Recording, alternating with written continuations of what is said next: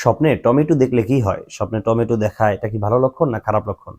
দর্শক, আমরা ইতিপূর্বে বিভিন্ন ভিডিওতে আলোচনা করেছি কোন ধরনের শাক দেখলে কি হয়, সবজি দেখলে কি হয়, কোন ধরনের তরকারি দেখলে কি ব্যাখ্যা হতে পারে, রান্না করা দেখলে কি হয়, কাঁচা দেখলে কি হয়, পাকা দেখলে কি হয়।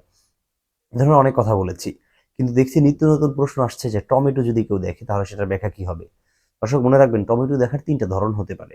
১ নাম্বার হলো টমেটোটা কাঁচা, ২য় নাম্বার হলো টমেটোটা পাকা, ৩য় নাম্বার হলো টমেটোটা রান্না করা কিংবা তার গাছে। যদি টমেটোকে কেউ রান্না করা অবস্থায় দেখে কিংবা তাকে গাছে অবস্থায় দেখে, তাহলে এর দ্বারা বোঝা যায় যে সংসারের ভিতরে শান্তি আসবে। ২য় নাম্বার, টমেটোকে যদি কেউ কাঁচা অবস্থায় দেখে, তাহলে এর দ্বারা বোঝা যায় যে সে অল্প বয়সে কোনো একটা ঝামেলার ভিতরে পড়বে, কোনো একটা বিপদে পড়বে। এমন বিপদ যে বিপদটা মানুষের বৃদ্ধকালে আসে, বার্ধক্যে উপনীত হওয়ার পরে আসে।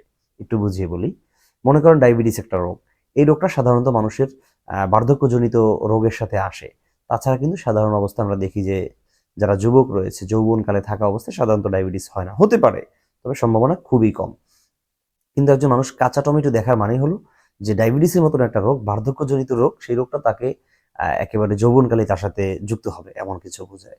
বা এই ধরনের রোগ যে হতে হবে সেরকম না, অন্য যে কোনো বিপদও হতে পারে। এরপর আসেন, যদি টমেটোকে কেউ পাকা অবস্থায় দেখে তাহলে এটা খুবই সুখবর, সুসংবাদ। যে অতি দ্রুত তার কাছে, তার নিজস্ব হোক অথবা তার আশেপাশের কোনো মানুষের কাছ থেকে ভালো কোনো সুখবর আসবে, সুসংবাদ আসবে। সুবহানাল্লাহ। তাহলে কিন্তু আমরা টমেটো দেখার বেশ ভালো কয়েকটি দিকের কথাও জানতে পারলাম, একটু খারাপ দিকের কথাও জানতে পেরেছি। সেগুলো বিষয়ে আমাদেরকে অবশ্যই সতর্কতা অবলম্বন করতে হবে।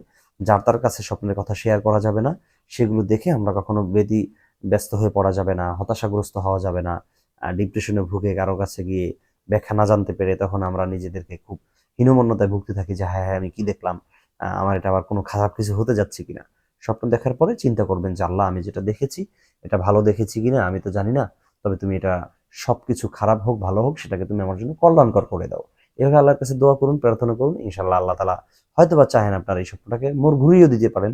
দর্শক, আল্লাহ তালা আমাদের সবাইকে ভালো ভালো স্বপ্ন দেখার তৌফিক দান করুন। আলবিদা, মা আসসালামা।